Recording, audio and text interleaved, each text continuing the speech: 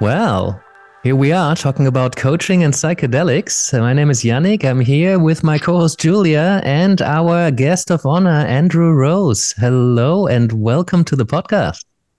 Thanks for having me. I'm excited about this because, as you do, there's a relatively small field still. So you go on YouTube, you type in coaching and psychedelics, and hey, there's Andrew talking about integration coaching. I got really curious about your work. You bring a lot to the table. Rather than me reading your bio, which I don't like, you come in with a lot, but what we like to open this podcast with is if you found yourself at a dinner party, and let's assume it's a dinner party where there's a table full of coaches, somebody turns to you and say, "Hey, what do you do, Andrew? What do you say?" Mm-hmm. These days, I say I am a psychedelic educator. I work in psychedelic education. My main role right now is as Senior VP Operations of Fluence, which is an education organization mainly based in the US that does training for therapists and clinicians in psychedelic therapy. But I say psychedelic educator because it's a broader umbrella and also can speak to some of my own private practice that is a small part of my time, but that nevertheless reaches back into my own sort of personal and professional history. I do work occasionally with folks one-on-one, doing psychedelic integration, coaching, psychoeducation, etc.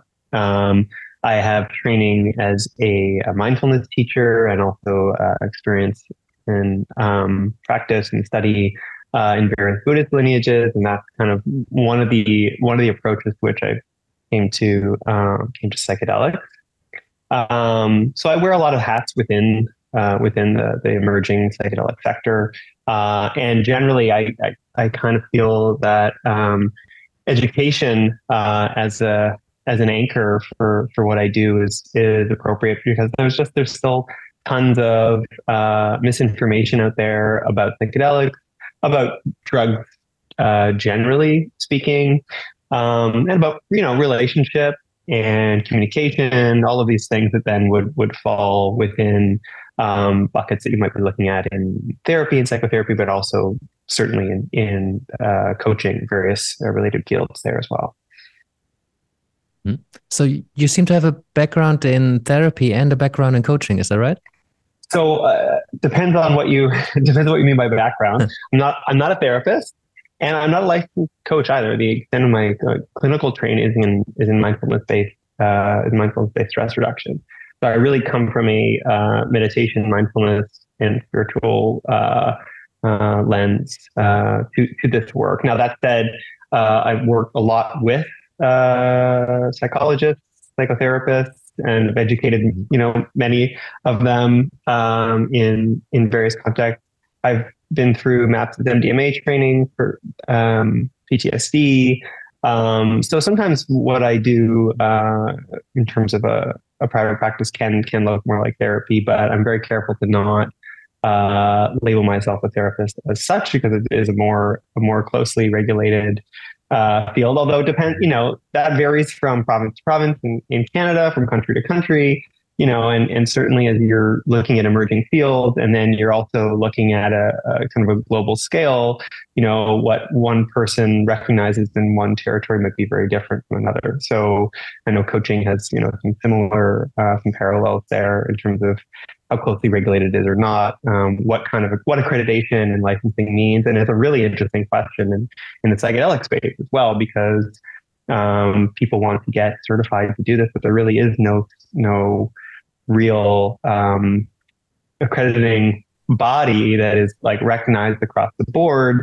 You have various substances for various conditions if we're actually talking about clinical practice. But then again, if you're talking about working with folks who are using psychedelics for self-improvement, for creativity, for spirituality, productivity, whatever it is, things that you might typically find within more in a coaching bucket. again, there's no regulation there, and also, a number of these substances are still illegal. So you're then needing to bring a harm reduction and integration framework to that work to ensure you're doing it in a responsible manner. So there's all kinds of different ways to answer that. And is the educational part that you do, is that regarding one substance specifically, or is it just the education of therapy with psychedelic substances in general for different substances? Yeah, no, very broad in general. I tend to sort of answer questions that people have. It can be about any substance, really, that I feel confident and educated enough to provide answers for. A lot of people,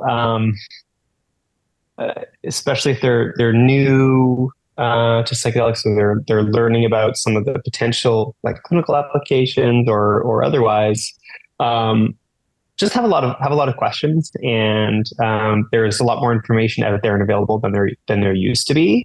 That's both a good and a bad thing, insofar as it's easier to find material, but then there's the likelihood that there is sort of misinformation or just contradictory information is greater. So I really just try and meet folks where they're at, assess who they are, what they're actually looking for, and ensure that I can help them in some way.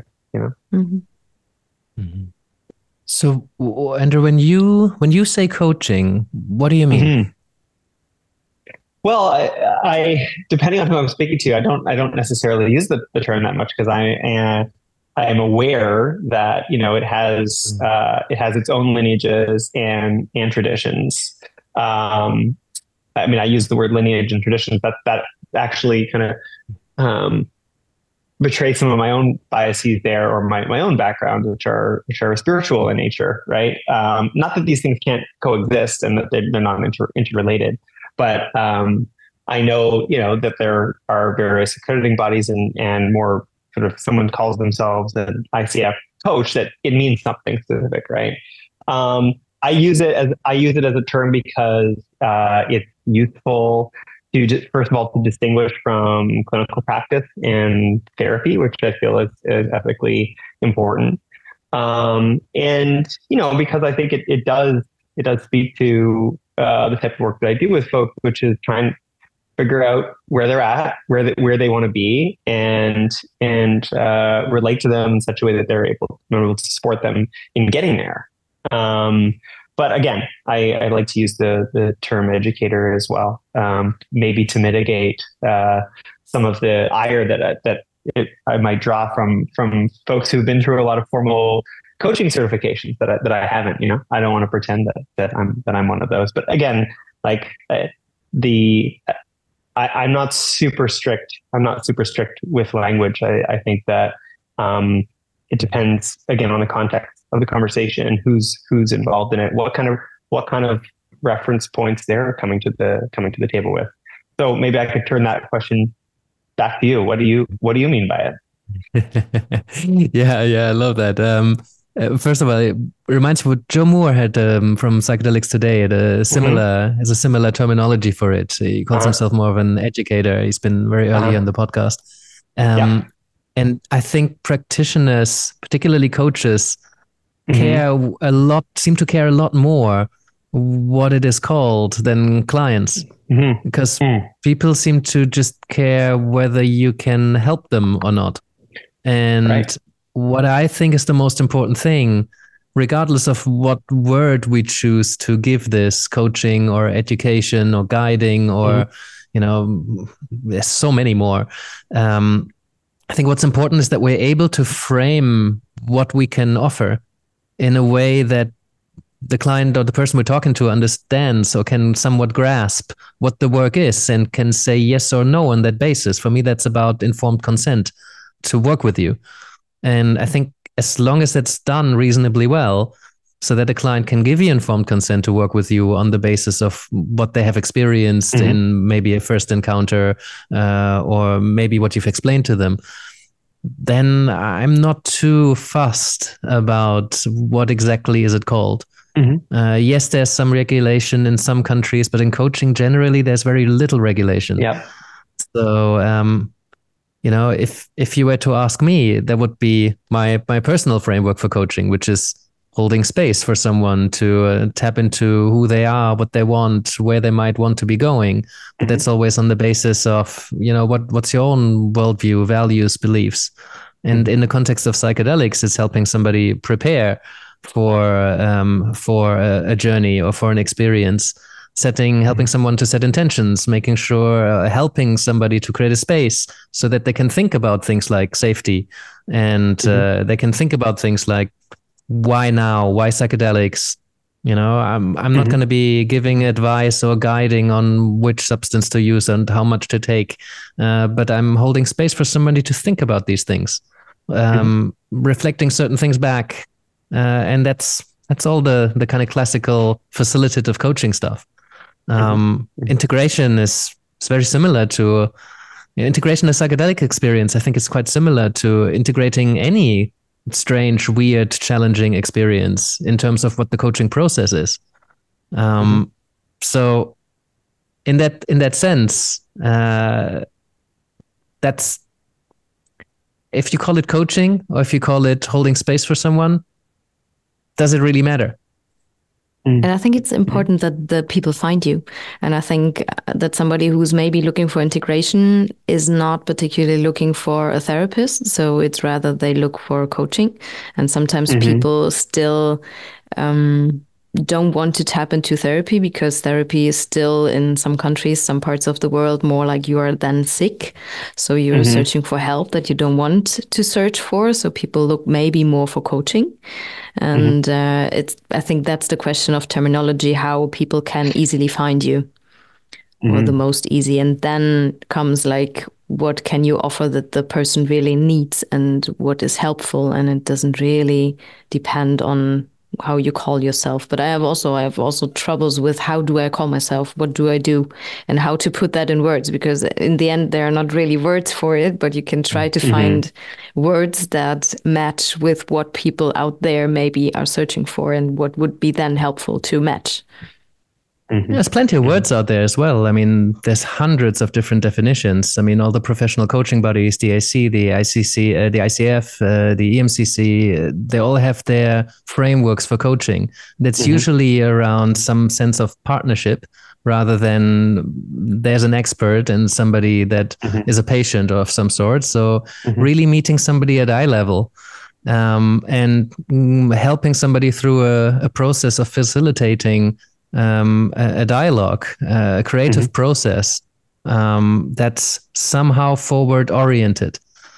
And the particular elements of that, I think people can just pick one of the definitions or ideally somehow come up with their own. But what I find is that in psychedelic context, there seem to be a lot more coaches that are oriented towards, I'm going to give you direction and guidance, I'm going to share my knowledge, I'm going to share my experience, rather than coming from a more traditional coaching framework of, I'm going to be holding space, I'm going to ask you questions, and I'm going to help you find your own answers.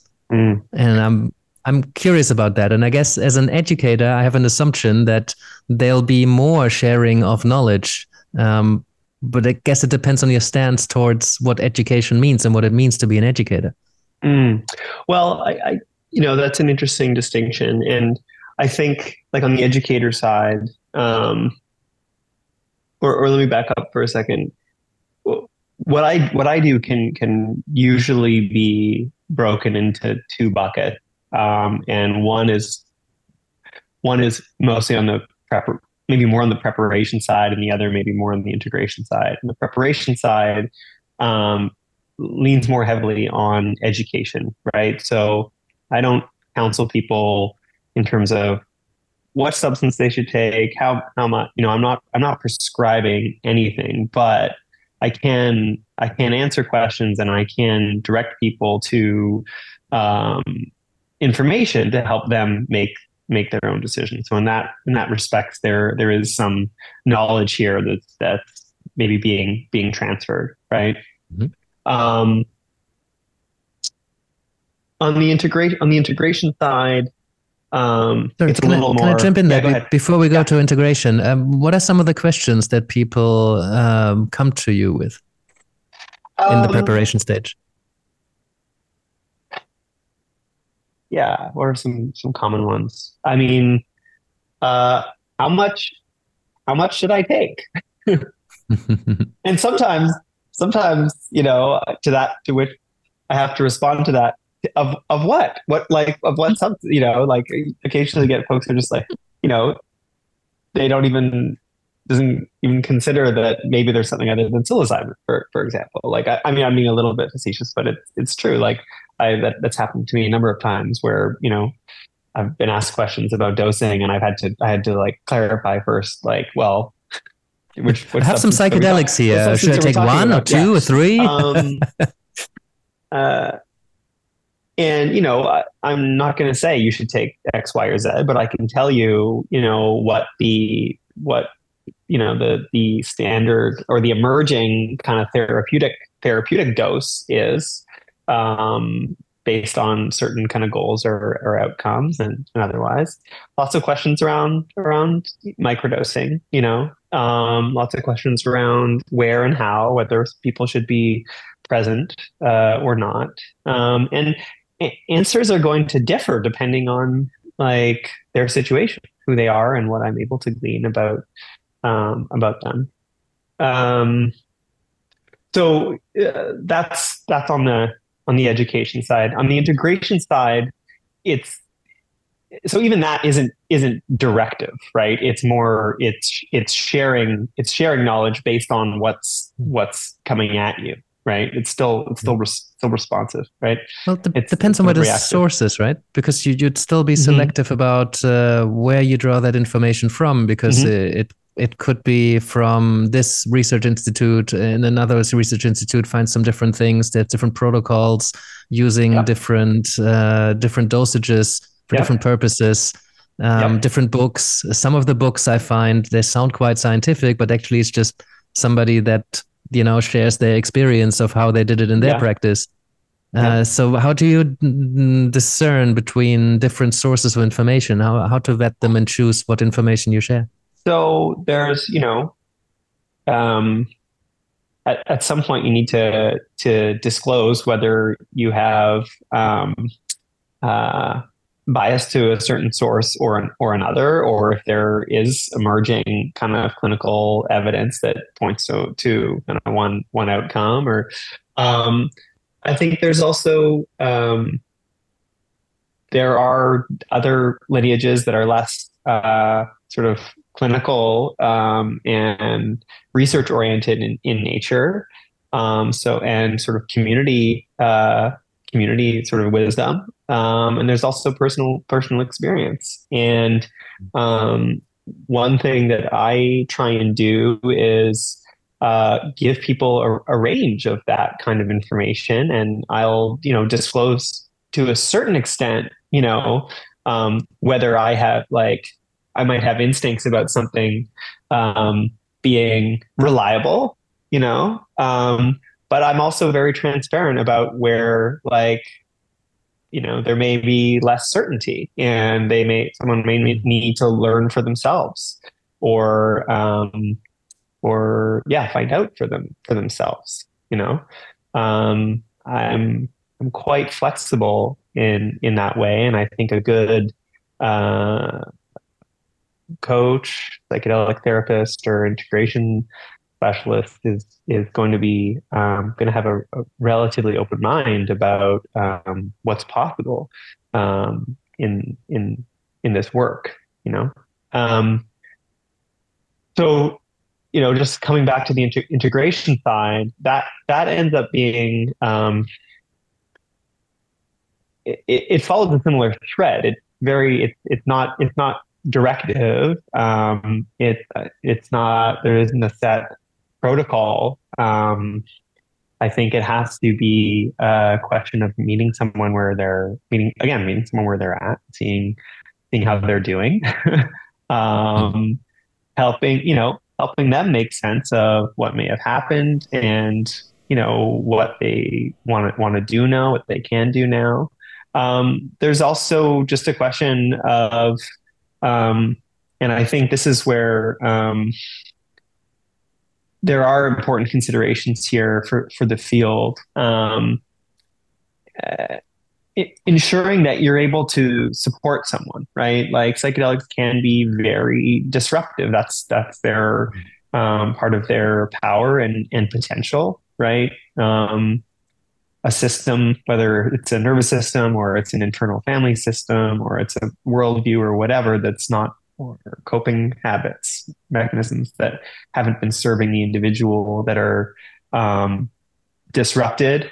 That can be an amazing blessing to sort of retool the system and move on in the world in a more constructive way.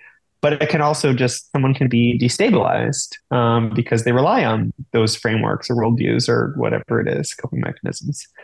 And, there is training in therapy more specifically that is particularly attuned to someone that is quite dysregulated, right? Or more anxious or more depressed or just more activated, re-traumatized, right? All these kinds of things. So knowing your own limits as a practitioner and saying, you know what, I'm not equipped to help someone here in this particular case is really important. I think it's really important. And by the way, like that's not unique to coaches. I mean, a lot of the education that we do at Fluence, for example, for therapists and healthcare workers, is a kind of de-education, like, or reframing of certain assumptions that might be made around when someone, just because someone is kind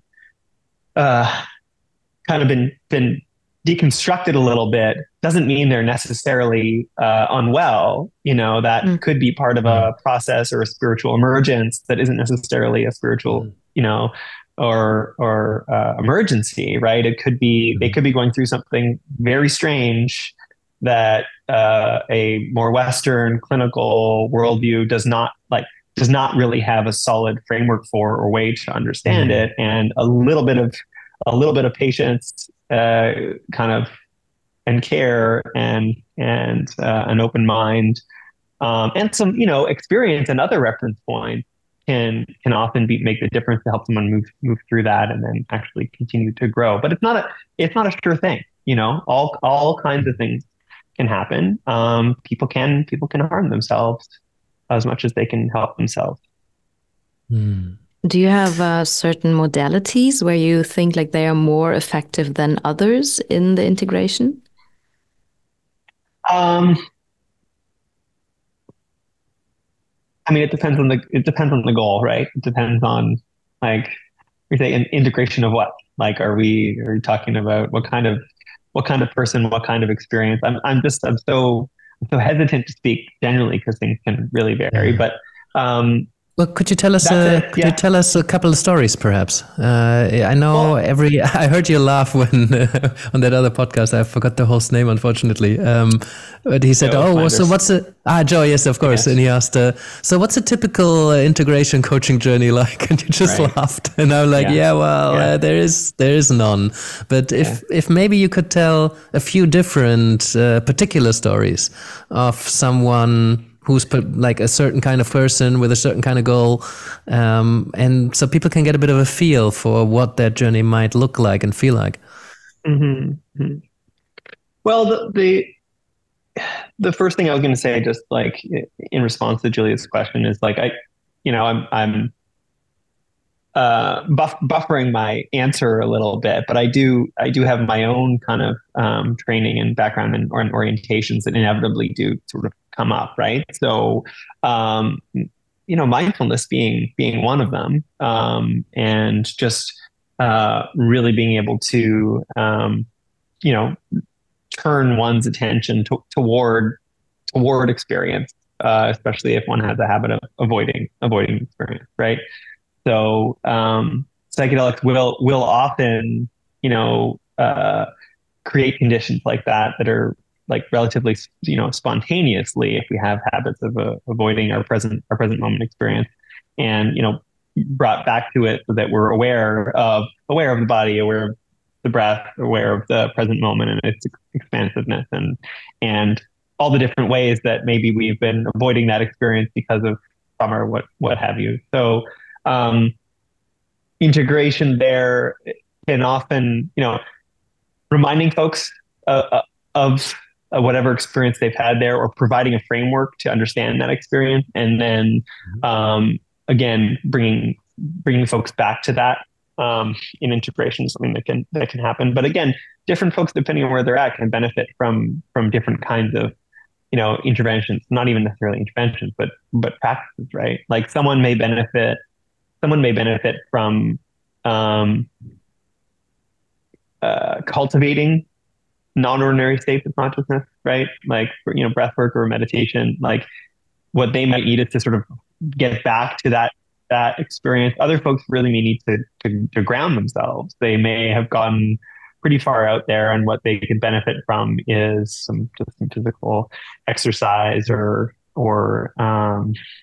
time with friends in nature, right? Like you're moving aspects of your whole system in different directions on the spectrum. So I also, internal family systems, again, it's a therapeutic modality, but it's used in psychedelic assisted therapy, and MDMA assisted therapy, and is quite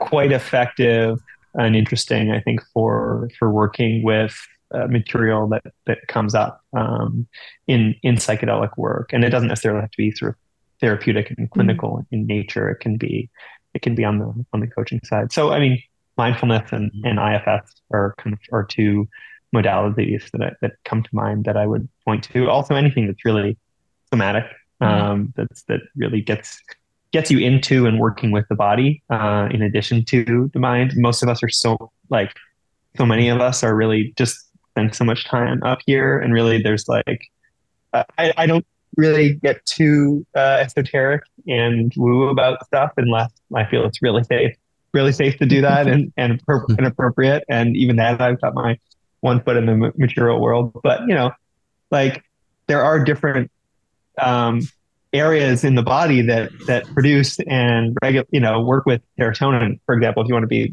scientific materialist about it. But the gut and the heart are real points of wisdom, and often they're not connected, they're not consciously kind of integrated, and the channels get opened up when you work with psychedelics.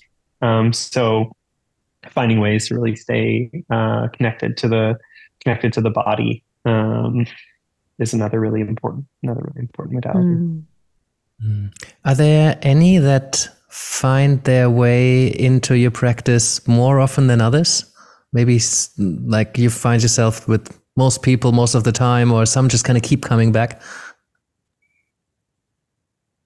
Any kind of, I just want to make sure I understand the question. Any modalities or approaches, or integration interventions or exercises or practices that you suggest to cultivate. It sounds like you're putting quite a few things on the table when somebody's coming to you in that kind of process. It's like, well, here's something that helped a lot of people, or if you have a feeling that somebody would really benefit from going into their body, it sounds like you have quite a bit that you could offer. Yeah, I mean, I could run down a list of all the sort of the typical things you'll hear if you Google what is psychedelic integration. You've got journaling and meditation, and I'm much more interested in just understanding what's going on for someone and who they are, what's going on in their day-to-day life, their relationship, their inner world, helping people just make sense of the wisdom that they have that's kind of emerging or potentially stuck somewhere. I think sometimes what's difficult about communicating about this work is everyone wants to hear like, well, what do you do? Like, what's the protocol, or what's the modality? Like these words, like, you could just say those words over and over and over again. The stuff that I think really moves the needle is just kind of actually paying attention to someone, and when they're kind of moving through this, and like listening and reflecting back what you're hearing. And then if there's a moment here or there to remind them of something they had said before, where you see some kind of pattern or link, then like that's where the real, I think, rubber meets the road. The other things are just kind of like tools to support along the way. I think that's something that at least I see a lot in people, that they want tools, like especially people who are very in their head, who are very structured in their life. It's just like, give me something to do. And oftentimes it's just the other side, like, don't do anything. Just give yourself time, let it come up, let it evolve, see what's coming, and then see how you react to it, but not jumping right ahead into something to do. You can have a hold on again. And I think that sometimes it's very challenging for people who are used the other part or the other side to do and to be structured and to put it into boxes again, and then I can work with it. Yeah, I think,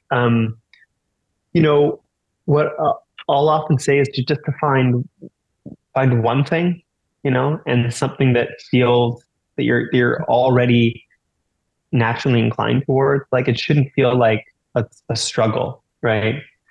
To do this practice that's going to help me through my integration, right?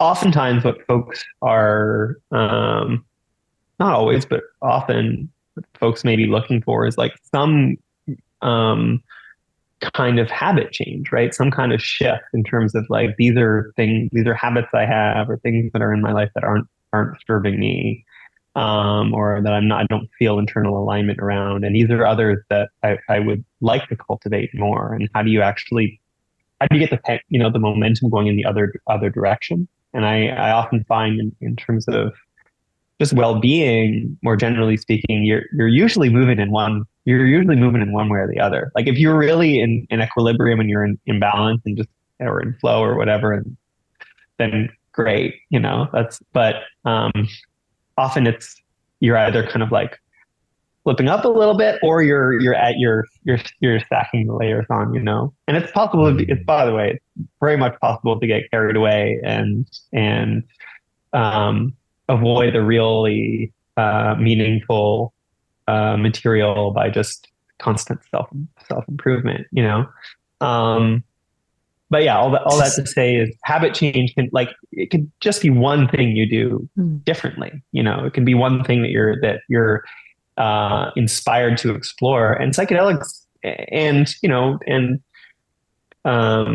your own wisdom will often like, you'll often get some kind of clue or some kind of trailhead, in a psychedelic experience, some little nugget that you can start with to explore. I really encourage folks to be patient and like organic with it, and let things unfold that way. This is assuming that there's, that someone isn't completely dysregulated or re-traumatized or whatever coming out of a psychedelic experience. It's important to say that. Yeah, and I think that also goes back to the question of, well, what is coaching, and when does it stop being coaching, or when does therapy begin? Sure. And I think within the context of psychedelics, that question is probably more important than with most other contexts of where coaching or some form of coaching takes place. It could be a range, right? And that equilibrium, that being quite out of balance or completely dysregulated, for me, that is a big part of telling them apart. How resourced is this person to do their own work? If somebody's sitting in a deep hole and they're struggling to climb out of it, then I'd say it's probably not coaching. If somebody's so dysregulated or so out of balance that, it's difficult for them to engage in a process of thinking, reflecting, moving, just, becoming aware, being able to look without paralyzing fear, looking at something that might be quite difficult. So for me, the extent to which a client is resourced to go through such a process really defines when does it stop being coaching. And everybody has their own range of how far they're willing and able to go as a practitioner, as a coach, as a guide, as an educator, as a therapist, fill in the blank. So I think that's important for people to consider, get a sense for where that person in front of them is, and get a sense for where you are yourself as a practitioner. Yeah, I mean, you're working with some pretty powerful tools. I mean, it's kind of a cliche, but at this point, but it's true. Like things that are going to move the needle in considerable ways. And yeah, you need to be prepared that if someone who's a client who seems like they were, relatively stable is not on the other side of a psychedelic experience, have a plan and be prepared to be able to refer them to someone who can support them better than you can, certainly. And you don't always know at the beginning. So I wonder, what's your screening protocol, for lack of a better term? What's your process for getting a sense for someone and whether working with you is the right thing to do? At which point might you refer them out?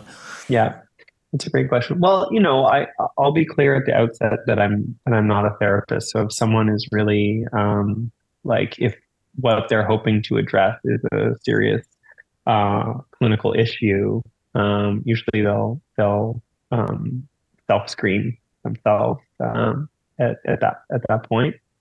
I do a brief consultation and take a little bit of history, and occasionally I'll let folks know if I think I'm not a good fit for them. That happens. And then, as you say, sometimes it's not immediately apparent, and in those cases, I do have a network of other practitioners, psychologists, physicians, psychiatrists that I can lean on and refer folks to if necessary. Although that can be challenging just in terms of healthcare infrastructure and referrals, public systems, private systems. I'm sure that's going to really vary across the board depending on where you are in the world, what kinds of systems exist there. Certainly can be tricky in the US and Canada to a certain extent. Oh yeah. And are there any questionnaires or any protocols you follow? Any questions you ask often around medical history or other substance use?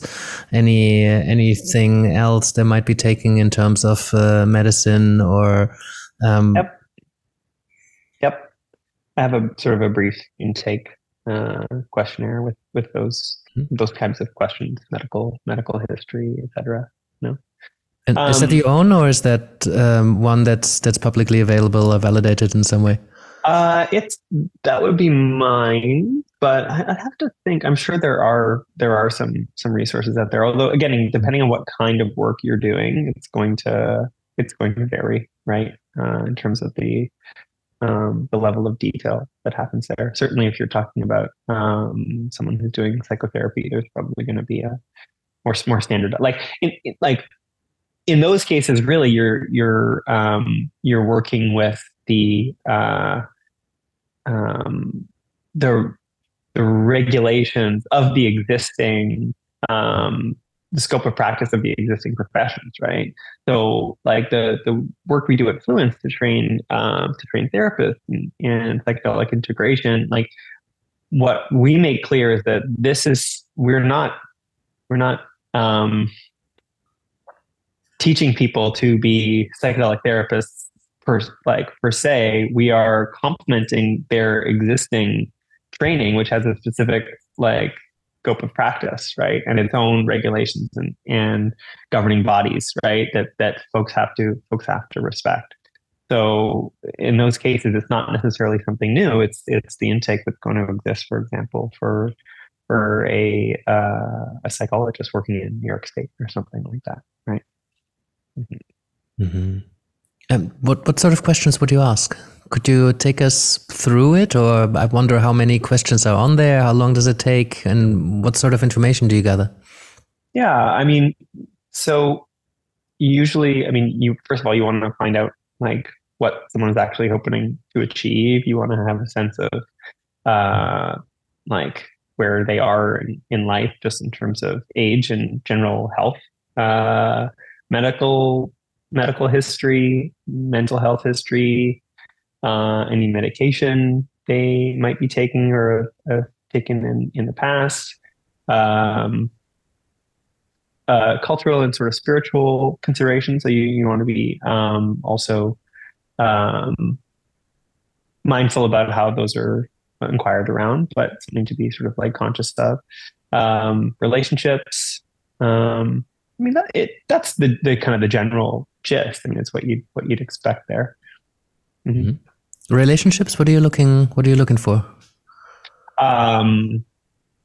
Just if someone is married, they're single. This doesn't necessarily have to be answered in detail, but are they a parent? Those kinds of things, right? Mm-hmm. And what do you ask? What do you want to know? Sorry, Julia. I just wondered, like, within that exploration, at which point would you say, maybe there's some concern there? Somebody has like 0 people in their lives, what does it tell you? Or if they say, my marriage is quite turbulent, or that isn't so much for screening per se. That's really just context for sort of where they're at, right? Although it is important to know what kind of support network people have, right? If someone has very little family and doesn't have a primary care physician either, or there's very little support network, that can be a risk. Could be a risk factor, right? And the people who come to you, is it like for preparation, for example, people who would like to go to retreats, or is it people who want to take part in a real therapy with psychedelics, where you are maybe an add-on to the therapist that's already existing, or is it like individuals who want to do their own journey with friends, or like, is there like, do you have more of these people or more of these people, or is it just like all of they the all above. do different? All of the above. Yep. Often folks who are interested in doing work themselves. Certainly there's some that are more oriented towards retreats, and increasingly there's more, like actual above ground psychedelic assisted therapy, with their own sort of attending therapists and facilitators. But a lot of folks who are interested in using psychedelics themselves, in some intentional way. Yeah.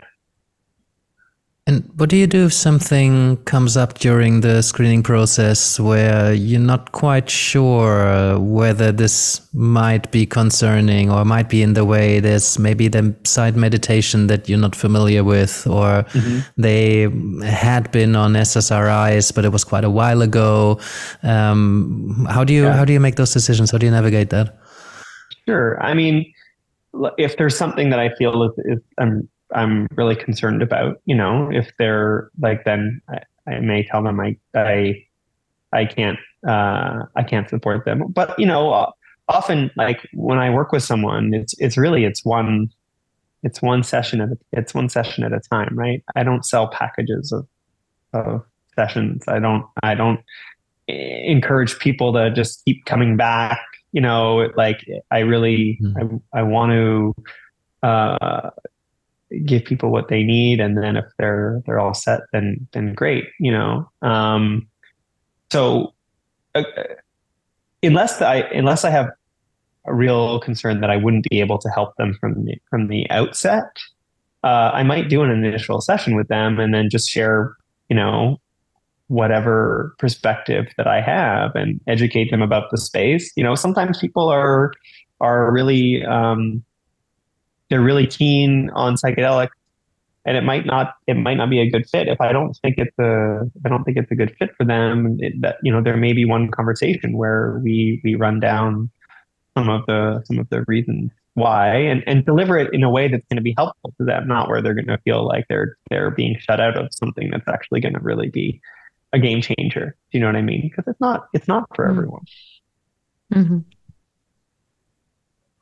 I have a question about your past. So I'm curious about your past. When was when was the seed planted for the work that you are doing today? So when were psychedelics maybe coming into your life, maybe not for yourself, but for this work you're doing now? Like when you thought like, okay, this is a good match and I should go in this direction. Is there a moment, if there is one? When I was 2 years old, I fell out of a window, and I fell, and like 2 stories up, my mother was the floor below me, and she saw me fall, and I was unharmed. So my current working theory is that there was some flooding of endogenous DMT, and my entire life, it hadn't even happened yet, flashed before. No, I'm kidding. I don't know when the seed was planted. I've always been a bit of a seed. Oh my God. I didn't even tell you that my daughter turns 2 this month.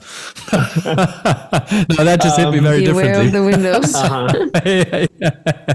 Yeah. So it was my unprocessed like childhood trauma. From the seed planted. I mean, I've always been interested in the mind and honorary states of consciousness from a young age.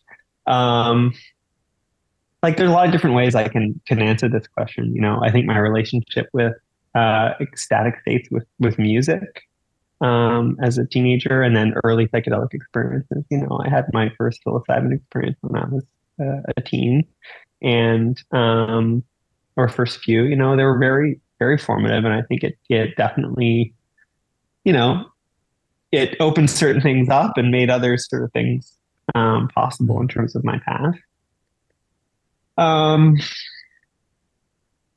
I worked in music for a long time in the music business in Montreal. My interest in spirituality and in religion and in Buddhism in my early 20s was really a sort of formative. I think again, thinking about the mind, thinking about how long humans have been around, learning about what the hell is going on, and where one of us ends and the other begins, and whether we're all, you know, it's one giant superorganism. You know, the perception of, like, I've been reckoning with this stuff for a long time on an intellectual level, I guess, and a spiritual level. You know, various points, rediscovering LSD later in my 20s, and then that kind of reinvigorating the spiritual practice. And then, you know, my work with Joe Flanders, the one who interviewed me on that podcast, we worked together.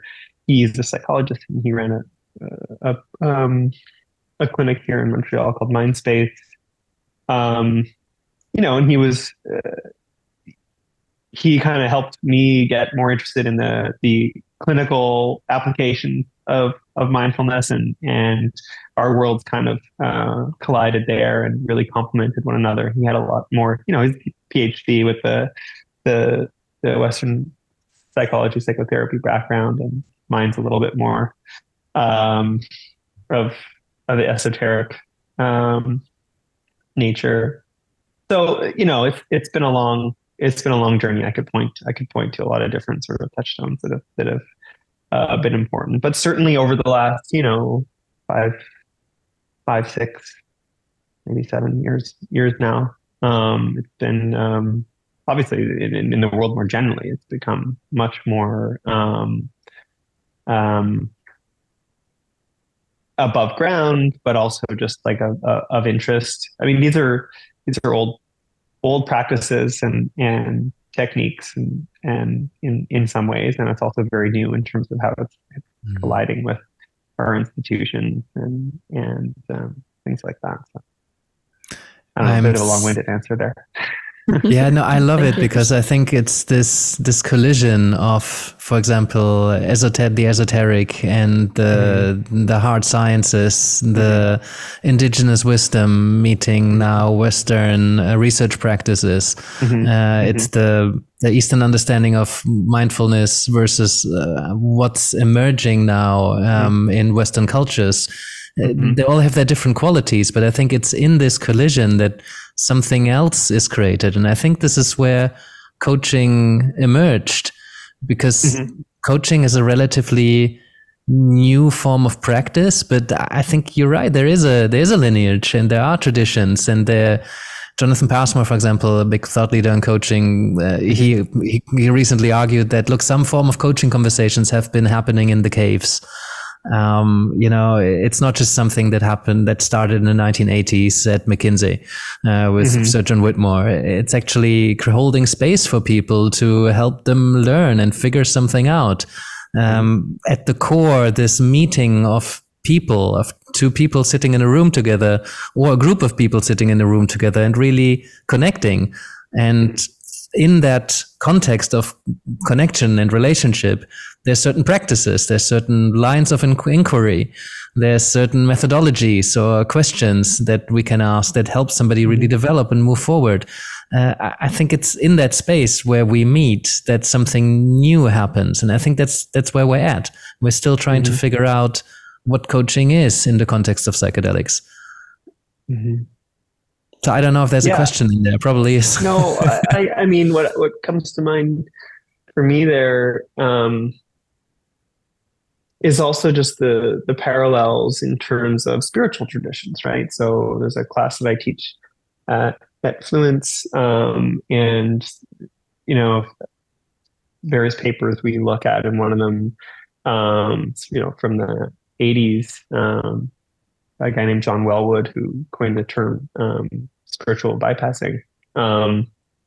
He is a Buddhist practitioner, and he's also a psychotherapist. And he looks at some of the parallels and the differences between psychotherapy on the one hand. He's not talking about psychedelics explicitly in this paper, but more about psychotherapy versus meditation and spiritual practice, and where the lines and the boundaries between one end and the other begins, and there's an interesting part where he talks about how it's not so difficult to get someone's ego, and this is the language of the time, but like a little dismantled or disrupted, right? Again, using non-ordinary state practices. But it's a much bigger responsibility to be able to, or a much bigger challenge to be able to support someone through a process after the fact. And the interesting thing is he's alluding to the responsibility of a spiritual relationship, right? And arguing that maybe that's not appropriate for a transactional or a therapeutic relationship that is ultimately transactional, right? And I'm reading this thinking he's describing psychedelic integration, or what's required for solid psychedelic integration support. And he's also saying that that's not appropriate for therapy. And when I'm teaching this class with a bunch of therapists, and they're all like, well, so is where does my role as a therapist begin and end? Also, if you're able to get through some obvious sort of points of stuckness of clinical conditions, right? If someone's able to get out of depression into anxiety, manages the anxiety, you're moved through addiction issues, and you're over, and you have some relative equilibrium, and then you're really reckoning with some bigger questions about who you are, what the hell is going on in the world. questions that aren't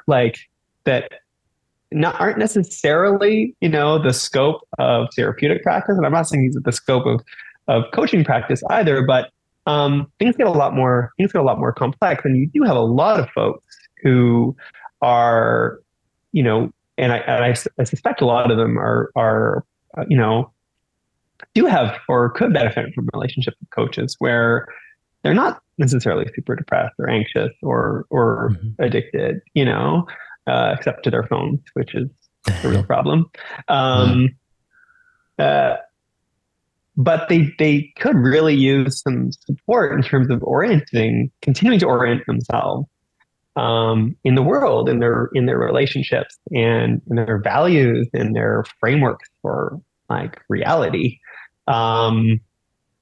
It's really interesting, fertile territory when you start to get there. And I'm almost more interested in, like, what you're saying is making me more interested in the relationship between, coaching per se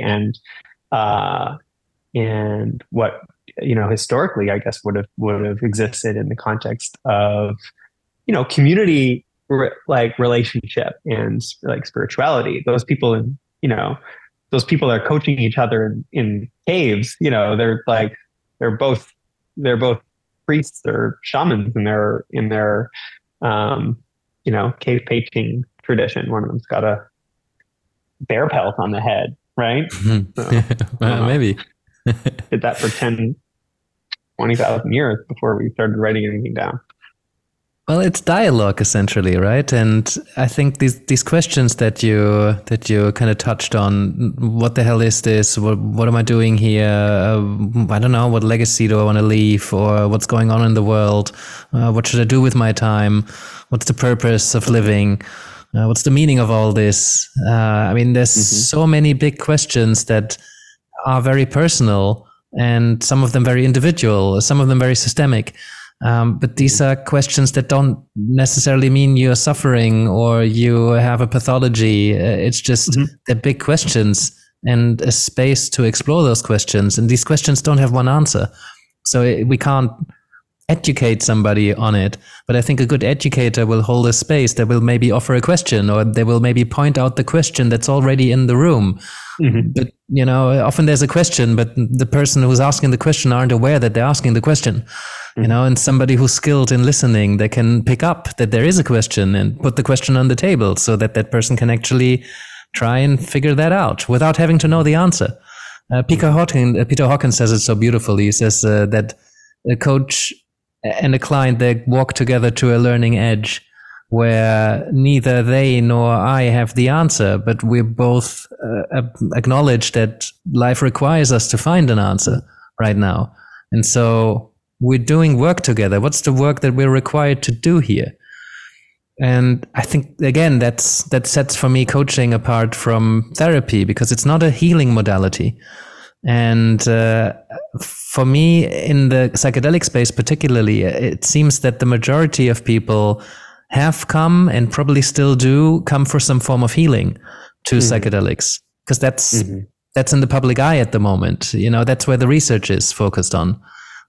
But I reckon there's way more people that have not healing intentions, but these kind of more existential questions that could really benefit from dialogue, and that dialogue could really benefit from a psychedelic experience that can elicit some of those questions, or maybe help us tap into something where we could synthesize an answer from. And I think it's also that it could prevent a later therapy if people do more work in a coaching or whatever realm you will call it, but to prevent things, because they already gain these insights that help them in so far so that they don't run into problems later on. So I think I think it's important that there is such a big light shining now on research for therapy to make it more legal. But I think there's a big need in more research in people who are healthy in a way, but have their issues or topics, and you can work with, and to see how to prevent actually diagnosis, because also diagnosis in the end can help somebody or it can make it worse. So that's sometimes also why I think the intake of a coach can help somebody who has a diagnosis sometimes more than somebody who is a therapist, because leaving out the word diagnosis or the symptoms and just being there with the person and meeting the person at where she is just sometimes much more helpful than being in a therapist-client relationship in that way. Yeah, absolutely. I agree, and I'm not a huge fan of specific, diagnoses. They have their utility, but they also definitely have their limits and can certainly harm. I think like there's a lot of use cases, in terms of the healing question. There are lots of folks who think they're doing just fine and who have a psychedelic experience and then realize that they need therapy, or that they could benefit from therapy. That definitely happens. But maybe to speak to the broader point, there's also an ironically unhealthy obsession with healing and getting to the bottom of all our trauma. And I think there's more awareness around this now, but certainly that's been the trend for a number of years. People can get, addicted to their healing journey and trying to just get to the bottom of it all. And there's no bottom to it. One of my favorite kind of satirical accounts in the psychedelic space is an Instagram called Healing from Healing. And I don't know if you've seen it before, but it's a brilliant, I think his name's Aaron. Anyway, really like a really insightful and compassionate look at that particular what's the word? Just disease of our age, this obsession with getting better, which really isn't about being present and paying attention and being connected. It's just trying to get like one more knock from the consumer belt. It's extension of the larger kind of epidemic of the age in terms of consumerism and stuff. So, I mean, that's just one thing I'd like watch for there with respect to coach. And this is across the board, right? It's like the things that move the needle, the things that really like in long-term sustainable ways are just like our healthy human relationships and networks. And a good therapist will get someone, far off along the path so that they're able to have enough self-reliance and able to cultivate healthy relationships with people in their lives and become a positive force within their family and in communities, et cetera. But maybe that's a handoff to a coach. You know what I mean? And I'd say the same thing to coaches in your audience. Is like, have your goal be to be able to support your clients to the point where they're able to have really healthy, mutually supportive, like relationships in their lives and in their families and in their communities to the point where there's some kind of positive impact, right? We want people to grow, and I think it's totally fine to be compensated from your time if you're supporting someone moving through this. But if you're just like, goes for therapists, it goes for coaches, if it's just revolving door and there's just some kind of like dependence and habit there, it may be good for business, but you're not going to be growing. They're not going to be growing. It's not really going to be sustainable in the long run. So have your goal to be to get people out the door, you know what I mean? Back into the world. That's where the real magic. Yeah. I wanted to ask, what do you think coaches who want to work in this field need to know? Let's assume they're coaches who already have some coach training of sorts, so they're kind of comfortable in creating a space, creating rapport, contracting, building a relationship, figuring out where somebody wants to get to. So just from a psychedelic side, what do you think coaches need to know when they want to work in this field? And I appreciate it might be context specific depending on who approaches them, but maybe there's some general things that you could say. Do your own work. I mean, and that's the first answer. That doesn't mean you have to go out and do every single psychedelic. I'm not one of these evangelists who's like, if you're going to do anything, you need to have X, like have 20 journeys and of this kind. I think it has to do with like your own inner work, right?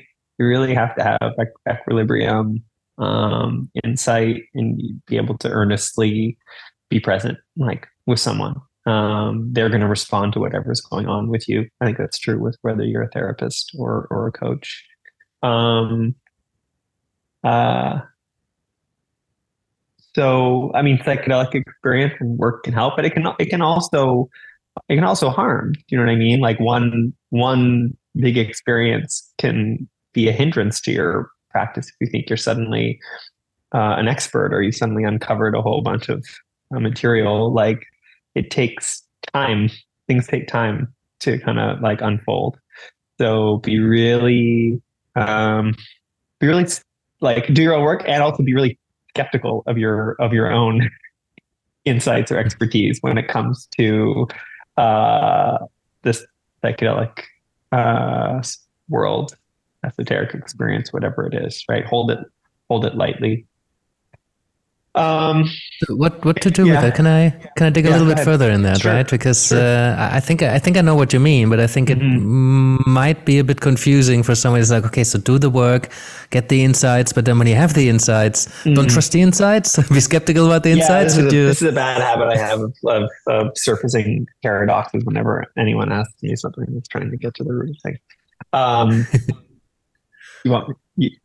But the way I make sense of it is clarify. Don't just take any insights that you've downloaded, that you've been given, or any, sometimes you have these moments of clarity, and it's tempting to just take that as the truth. And I think being skeptical, how I understand it, is take that to your own practice, take that into your reflective space, take that to supervision, or take that to your own coach or therapist or mentor or guide or friend, and create spaces where you ask questions about that insight. I think it's tempting to arrive at something that feels right and then just accept it as the truth. And sometimes we don't want to look further because we might find more tension when just the world made such beautiful sense right now. And we want to hold on to the world making sense. And I think going a step further, having the courage to go further and really question those insights, even if they feel so good, for me, that's a healthy skepticism that may or may not be what you mean. Yeah, I mean, I think so. When I say, do your own work, I just mean therapeutically, psychologically. You want to ensure you're in a good place in terms of being able to meet someone. In terms of psychedelic experience or insights or frameworks, maybe this is another way to put it. Like, there are a lot of different spiritual traditions, indigenous traditions, like religious institutions that have a certain kind of cosmology or worldview or like way of moving through development, right? If you're operating within one of them, you're Tibetan Buddhist, or it's the Santo Daime, right? Or it's a Native American church, then there's a structure, okay? And it's totally fine to respect that structure and work in that. But and people crave that kind of structure and those maps, right? Some more than others, and they can be helpful and they can be a hindrance. Like institutions can preserve wisdom that's helpful within a cultural context for a long period of time. They can also preserve all kinds of like terrible ways of relating to one another or relating to other cultures. You know what I mean? And I think with coaching, I would like lacking a specific kind of like cosmology or framework. It can be tempting if you've then dipped a toe into that world and you get a little bit of wisdom from some kind of tradition or some perspective, that you're then, you know, then preaching how things are and how things work, right? And I think that's just always been a risk in spirituality, in New Age spirituality, and like any place where there's some kind of like innovation. And by the way, I think innovation in cosmologies is an okay thing. I think anything that's really rigid and structured is probably dying on the vine. But people will also, you know, have a little bit of experience and then pronounce themselves an expert, and then they're making it up on the fly, and all of a sudden you're overseeing a cult, and you know, you end up dying of like silver poisoning or something like that. So sorry, just shout out to a latest HBO cult documentary I saw. That's like, you know, tragic. You know, there's a lot of this. That was oddly specific. No, yeah. Sorry, love is all. I think it's just, you know, there are a dime a dozen these stories that continue to emerge, and they're not new, but you know, it's been a couple of generations in terms of spiritual traditions coming to the, like, from other parts of the world to the West, and kind of merging with this otherwise spiritually bankrupt culture, and then people making up their frameworks on the fly in terms of like how to heal, how to thrive, how to be in relationship and in community, and a lot of dysfunction can emerge there. So anyway, this is a bit more of an extreme. Like, I know you're saying like, well, what should a coach watch for or whatever it is, but you know, if there's less structure around what you're doing, and you have some kind of experience or insight that presents some kind of appealing structure or some kind of interesting model for how to understand what's going on, great. Just, you know, be patient with it, and don't just apply it recklessly all of a sudden to your clients' lives. Like, yeah. And I think this is where coaching as a tradition, in the context of the professional bodies, right? This facilitative coaching where the coach doesn't bring in their own opinions and their own structure. It's a facilitative process to help a client find their own answers, to arrive at their own worldview, to you know, reinforce their own values instead of offering them mine. This is what foundational coach training preaches, right? Don't force your own worldview onto the client. Help the client figure out their own worldview. And I think this is where I would like coaches in the psychedelic field. I see a lot of them that don't come from the coaching tradition, but they come from psychedelic traditions or other traditions. And coaching is so broad that I think coaches need to be careful to be aware. Do their own work means be aware of your own values and your own beliefs and how they enter the coaching room. And I think therapists do that a lot more because it's part of their core training to be aware how they unconsciously influence clients through how they're showing up in the space. And I would like coaches in the psychedelic space to be very aware of that, because like you said, they're powerful tools. And I think we need to be aware of how we're influencing the client. And then we can still make a decision whether we want to influence the client or we choose not to. And I think this is a question of style and approach. Because I've made my peace with, well, coaching doesn't have to be facilitative. Coaching can also offer direction and guidance and make suggestions and give advice and do the more traditional education. That's fine by me. But what I don't want is when that happens unconsciously. Yeah. Yeah. And just one of the things that was coming up for me as you were speaking is, you know, being aware of our own sort of like biases and what we're bringing to the table.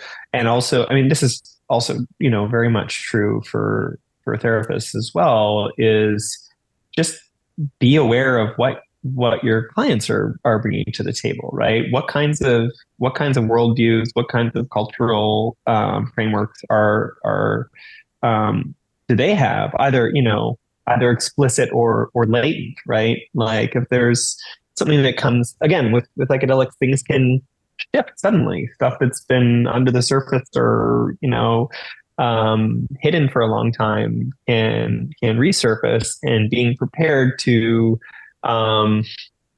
meet someone where they're at when they tell you they had some, I don't know, some vision, and there's just like a certain kind of, I don't know, Jesus comes to them, or a cougar, like whatever it is, some kind of something that has symbolic significance that may have like cultural elements, or may have no visible cultural traits in terms of their story at all. That you're not judging that, right? That you're not automatically interpreting that according to some bias or framework that you have, right? That you're able to stay curious and just culturally sensitive. Mm-hmm.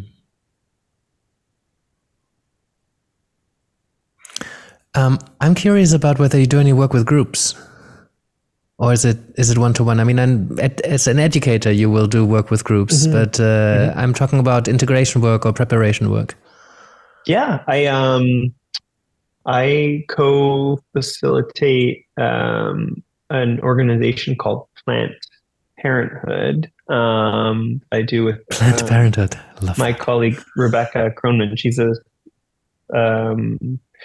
licensed clinical social worker, psychedelic psychotherapist based in Brooklyn, for parents who are interested in the intentional use of psychedelics. And we host integration circles. I mean, the integration circle is a pretty ubiquitous format for integration work in groups. They can really vary depending on how they're facilitated. But group work is really powerful. It can be really validating to share your experiences with others who are going through something similar or something completely different when otherwise the conditions are similar. What I will say about group work is that I think sometimes group work is referenced a lot in the psychedelic therapy space, partly because of how, also just in terms of scaling it as a clinical intervention, all the challenges inherent there, and folks looking for, well, we can't have two psychologists and like for 8 hours, like how can we make this more accessible? So group work is something that's been alluded to or referenced for a long time as like, okay, well, this is a way we can do this more effectively. And obviously in various indigenous traditions, like there is a whole and cultural traditions more generally, like there is a framework by which a community comes together, and one person being unwell or one person needing support is a symptom of the community needing support, and you come together, you have an ecstatic experience together, and it's processed, and everyone benefits. The kind of the community raises the individual in that. I think there's something to be said for that. I really do think that one of the next evolutions of psychedelic therapy and psychedelic work more generally, if it's done well, we'll be looking at family work. We'll be looking at couples work, family work, because it's all relational. At the end of the day, I really believe that, and what you're speaking to in terms of coaching is almost attests to that as well, right? Having that mirror, having that relationship, having that dialogue, right? This is where stuff starts to move, and also where the seeds are planted for sustainable longer term growth. But the group has to be healthy, right? Like there has to be some kind of facilitation or some kind of leadership there, or some kind of framework that is able to support the individual. Like a group can just as easily pull someone down if it's dysfunctional. We see this in cult dynamics. We see it all the time, right? Where the leadership, like there's dysfunction there's dysfunction in terms of how it's being held, how it's being facilitated. You've got folks who are drawn to it because they're, share similar traumas or whatever it is. So they find attachment there. They find it's really compelling, but also there isn't an adult in the room, and it's very dysfunctional, and it can have the inverse effect, which it can cause more harm. So I think group work is really can really just amplify a lot of things, but there can be both positive and negative. Yeah, and similarly, poor leadership can really take a group that started out to be quite healthy and become quite, maybe not destructive, but disruptive or quite harmful to certain individuals within that group. Yeah, we see a lot of that in the world. Yeah. Yeah, we certainly do. So yeah, I think my encouragement for coaches out there would be to start where you start one-to-one. Group complex, like they have so much complexity, so many dynamics, there's so much unconscious stuff happening. It's a very complex field, and I think many coaches, certainly right now, there's a trend towards group coaching. It's exploding everywhere because it's more affordable for members to be part of a coaching group, and I see a ton of training popping up for coaches doing group work. And I think a lot of coaches underestimate the complexity of groups. And when you throw psychedelic into that mix, it can possibly become explosive. So I wonder if there's anything you'd add to that, or any other words of warning or caution that you would offer to coaches out there. Well, look, I mean, it's like you were saying before, like the peer support and peer enabled learning is amazing. Like, or it can be, right? Like, I think I'm probably just restating what I said before, which is like when it goes well, it can be really enriching. And what people like often crave and are looking for is community, is connection in a broader context where they're seen and they're validated, they have something to contribute. So if you're part of a group where you're all operating at a certain level, exploring certain topics, and it's enriching, like people get a ton out of that, a ton. But again, if you're responsible for that group, then just like enough time passes and you throw something like psychedelics in the mix, which is like huge amplifier in itself, and a kind of potentially destabilizer, just like proceed with caution. Yeah, and in that context, how do you hold that sense of responsibility when you work? Because especially when I'm sharing a book or a resource or a podcast episode or put some information on the table, my understanding, and that's well contracted, is that, well, we're meeting at eye level. My client take responsibility for what they do and what they don't do. But I do have responsibility when I share information. And so I wonder how you're navigating that, how you're holding that sense of responsibility, and how do you contract for it, if at all? I'm not sure if I understand the question. How do I contract for it? How do you hold that responsibility? Like when, I mean, I think you have to be humble, right? I think it's really about finding a line between like your own sort of like confidence, right? Your own experience, right? So you're able to instill some kind of confidence, right? And also being humble, and also being, leaving room for your own fallibility, your own blind spots. And you have to trust people at a certain point that they're gonna, you can't, you're not there holding their hand. You're not their actual parent. You know what I mean? you have to trust them at a certain point. So I think it's about finding that balance, and like it can be very intuitive. Certain people are going to respond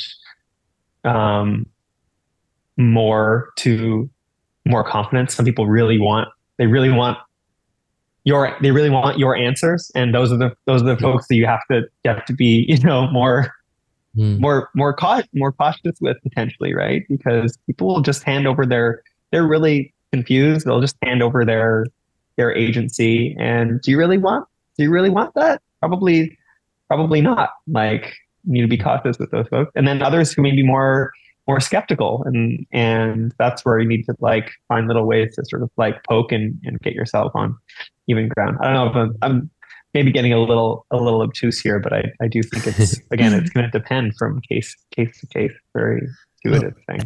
I think it can be very seductive when you're meeting somebody who really is eager to get your knowledge and who relates to you as an expert and who looks up to you. And I think if we get caught up in those kind of games, I mean, in a kind of Bernian transactional way, then I think it can be seductive that we allow ourselves to be in that role of the expert and the experienced psychedelic practitioner who shares information. And I think that's where we need to be careful. And that's why I mean, there's a sense of responsibility comes in, especially when we say, well, these are some of the dosages that are commonly taken for these kind of purposes. And somebody who's highly sensitive, for example, one of our podcast team is just like, he probably needs to take like, 20% of what other people take, and he has the same effect. And that's, if he were to take the dose that is commonly recommended, he would have quite the experience. So if I were to recommend something like that, then I feel I have some responsibility for having shared that information. I think it's my client's responsibility to take whatever information I put on the table and critically evaluate it. But in reality, a lot of clients will just take your information and go home and just do that. Because often coaching is seen as this accelerator or this shortcut, so that clients don't have to put the work in. Just coach me through this. Tell me how this is done and how I can the best result from it. And then they go and run with it. Now, that's where the responsibility would weigh heavy on me. So in the context of psychedelics, I'm probably sharing a lot less than in my other coach practice. I already share relatively little because existential work is a lot about big questions and there isn't really an answer that I can share. But with psychedelics, I'm really careful how much responsibility I'm taking on, and have a really clear agreement that whatever I say, whatever I might even suggest, or whatever information I share, it's really up to you to keep yourself safe and hold yourself accountable. Yeah, and that's just maybe too much. I don't know. Harm. That's just good harm reduction. And I think you have to do the job of reinforcing that for their protection and for your own. You know what I mean? Like, you have to be clear that these are decisions they're making themselves. You're doing your best to share knowledge, but it's not you prescribing or encouraging them in a particular direction or another. And look, some people, might be turned off by that. Some people might, I've had that occasionally where folks are just sort of frustrated. Like, well, they're just like, no, just tell me, like, what is it? Just tell me what to do. And I don't feel like I know confidently enough about them or about whatever the situation is to give them much more than that. And you have to be okay with someone walking away unsatisfied. That's an important point. But I think if there is some humility there, and it's good to have been humbled yourself, and it's good to have some kind of like just a cosmic sense of humor about things, and to like not take yourself so seriously. If that humility will come through sometimes, like and I think that helps people realize that, like, they're, at the end of the day, they might be on their own. You know what I mean? Even though we're all in it together, but on the other hand, you might be on your own. I think, like, if you are sufficiently kind of like have that sense of humor and humility, like, with yourself, that should probably come come through, and they'll take whatever they get from you lightly, as they should. Mm. Yeah. Looking at the time, I just jumped in because I had a feeling you might say something like that. We want to let you go. Speaking of letting go, without our quickfire questions. So we have a few questions that we ask in the end. So feel invited to answer as long as necessary, but as short as possible. And there are just a few questions, and some you already tapped into. And I would be curious more about the future and the trends. You already tapped into that a bit, but what do you think are the future trends in the near future about psychedelics and maybe coaching therapy? What do you see there? Relational work, couples, families, communities, and then by extension, group work, as we discussed. I also think we're going to see more integration with integrative therapies, whole health, the microbiome, gut health. We didn't really get into that, but I think the integration of the entire physiology of the body, and as we continue to learn more about kind of the mysteries of the brain and all of the miraculous things that are going on very microscopic levels. And what are some books or people that had a significant impact on the way that you work? Sure, a bunch. Who could I reference in the sort of psychedelic space, and the work of Gabor Mate? I think his work with trauma and addiction is really important. Although, yeah, again, I'll also point to sort of the cultural obsession with trauma that we have, that I think has maybe gone a little too far. And I don't know that he's personally responsible for that, but I certainly think his contributions to he's contributed to that maybe unwillingly. So that's maybe my one disclaimer there. But definitely his work has been important for me. I really appreciate Julie Holland. She's a psychedelic therapist and psychiatrist out of the US. She's written a number of books. Her last one called Good Chemistry, Science of Connection, Control to Psychedelics. She's just really no bullshit, solid scientific thinker, but has quite a heart as well. I appreciate her. Jamie Wheel, he's an incredible thinker. Good fortune of working with him a little bit, and I appreciate his perspective consistently. He's got a great newsletter called Homegrown Humans that I read every time it lands in my inbox, and his last book, Recapture the Rapture, so it's a good read. I always wanted to work with Jamie. I got to know him through the Flow Genome Project, because I researched flow for a little bit, and I read Stealing Fire and before the Rise of Superman by his friend Stephen Kotler, and I was like, oh my god, these guys are amazing. At some point we'll see. If you're listening to this, Jamie. Yeah, right. I'm sure I could go on, but those are three that come to mind right now. I'll leave it at that.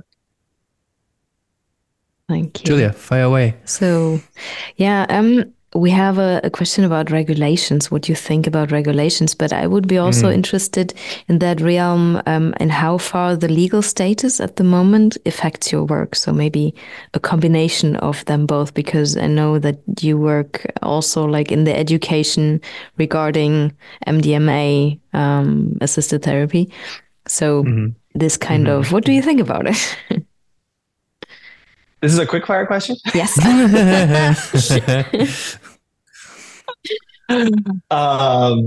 Yeah, I mean, so I'll say in terms of psychedelic integration therapy, like I think one of the reasons I'm passionate about the work we do at Fluence is we can help educate therapists to do good harm reduction and integration in their scope of practice, like legally, without doing any assisted therapy. You're meeting people where they're at, and you're not prescribing, telling them to do anything illegal, but they're coming to you, you're supporting them. And I think the more of that we have, and that can apply to coaches, as well, in terms of good psychoeducation,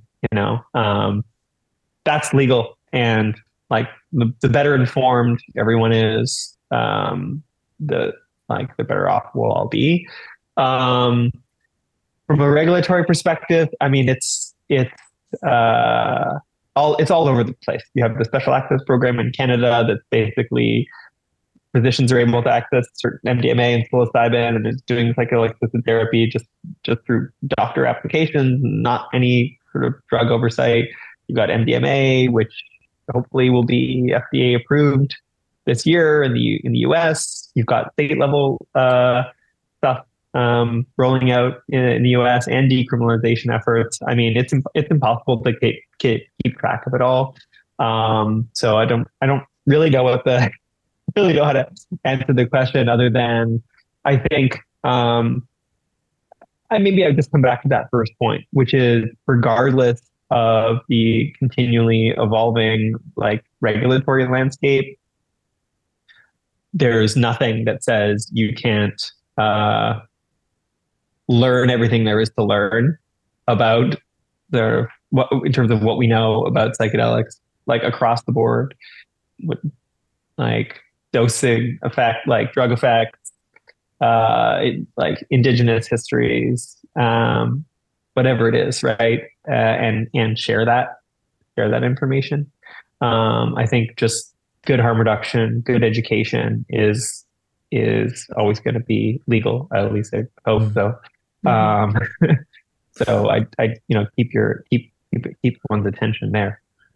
I think my question around that kind of synthesizes these days into, should we keep well-meaning coaches with little knowledge and little awareness and having done very little work on themselves from calling something integration coaching and then doing whatever they want? Are you going to do that? Exactly. But should we try in some way? Politics is an Instagram account and a hashtag. I mean, I don't know how to do that. I think you have to. The best way I know how to do that is just to put good information and education out there yourself, if you think you happen to have any of it, and hope that those other folks aren't doing too much harm. Yeah, we did spend some time thinking about creating a professional body of psychedelic coaches, but it's difficult enough to try and regulate coaching as a general field. So I just, first of all, I'm not really interested in that. Then it's so much work. I think as a body to help influence what best practice might look like, but you can't get around some form of policing or some form. I mean, regulation is a form of policing in some way, and it's just, it's tricky. That's why we're asking everybody, right? There's at least a half dozen associations and organizations in the U.S. trying to sort of speak for the for psychedelic practitioners or healthcare or psychedelic healthcare practitioners, and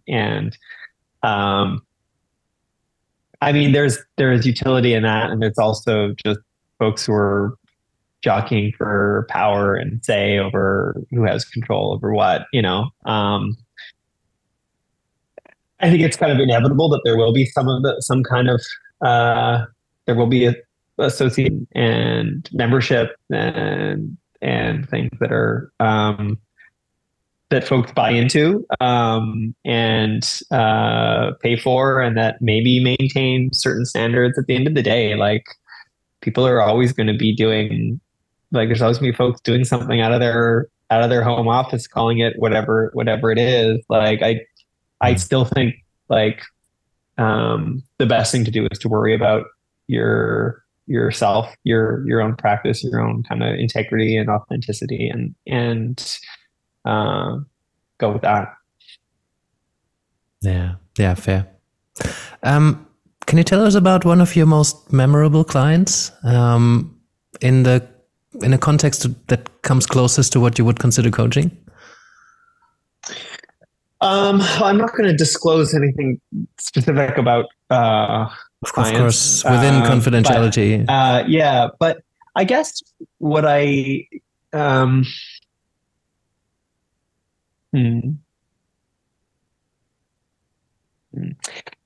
one thing that comes to mind, and this isn't a specific client, a few of them, is in doing integration work. I've had folks approach me for support for non-ordinary state experiences where psychedelics were not involved. And some of the most memorable clients I have had, have to do with those kinds of experiences, and really struck me how similar the approach and utility of the psychedelic integration as a kind of trans-theoretical framework, how useful it was for those people who otherwise didn't really have a way to think about whether it's like processing the death of a loved one or a real kind of huge, very transformative, spontaneous, like spiritual experience. These things happen all the time. Non-ordinary states are not unique to psychedelic use.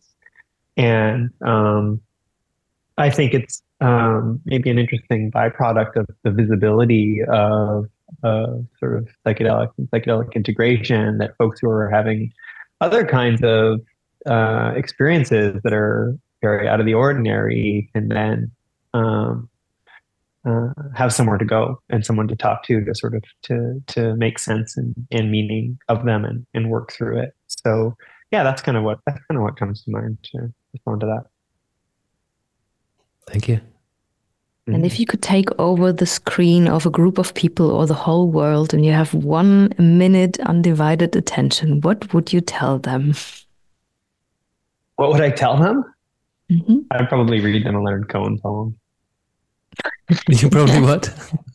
I'd probably read them a Leonard Cohen poem or something. I don't think I'd tell them anything. I'd read them a piece of poetry. Do you have one in mind specifically? Is there one you would print on a billboard or cite to a specific person or group? Is there a purpose behind it? I have a line from one of Leonard Cohen's songs on a poster on my wall, Anthem. It's a pretty famous song. It's the one where he says, "There's a crack in everything. That's how the light gets in." But it's actually the first verse of that poem that I like. It's the birds they sang at the break of day. Start again, I heard them say. Don't dwell on what has passed away or what is yet to be.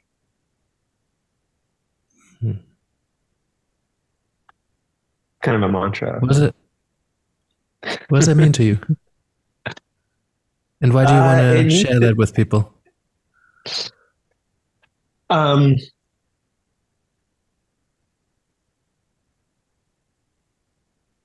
me, it just like it captures the beauty and the paradox of kind of the present moment. There's a very Buddhist orientation here, right? Which is like you're not getting hung up in being distracted by the past, and you're not future tripping either, right? You're kind of you're actually just present, like right here, appreciating it. But the birds are, the birds are singing. There is movement. There has to be some kind of like temporal space for there to be a melody, right? So I don't know. I'm into paradoxes. I really think that it kind of comes down to well-being, comes down to understanding that things are both like totally cohered and fine, and also totally like fractured and split, and it's both. And if you can hold that paradox, you're probably going to be okay. People listening to this can't see me smile because my existential lens is totally triggered. I love the paradox in this. I wish people would learn more to hold paradox and appreciate it as the place where energy is born from, very often in that kind of tension. So hey, Andrew, thank you so much for making time. These 2 hours seem to have flown past. Appreciate your work. Thank you for putting your knowledge out there, your experience. It's a fascinating and exciting time. If people wanted to learn more from you, work with you, step more into your sphere, where would you point them to? My website, you can just go to andrewrose.ca. Pretty simple. You can find me there. And if you're a therapist and you're interested in psychedelic therapy training more specifically, you can check out fluencetraining.com. But yeah, you can find me at andrewrose.ca. All the links are there. Amazing. Perfect. Andrew, thank you. Julia, do you want to say anything else? No, thank you for all these beautiful answers and these insights. And thank you for your time. So it was a pleasure to have you here. Yeah, my pleasure. Right. I hope I wasn't too evasive in crucial moments. That's try not to use the paradox card too often. Well, that's what you got asked for. It. Yeah. Thank you. Great. Thank you very much. And yes, thank you to everybody who's been listening to this, because if you are still here and still listening to this, that means you're really into your practice and you're really committed to growing and helping other people grow. So that's what we're doing it for. So appreciate you particularly, and see you around. See you next time. Bye-bye.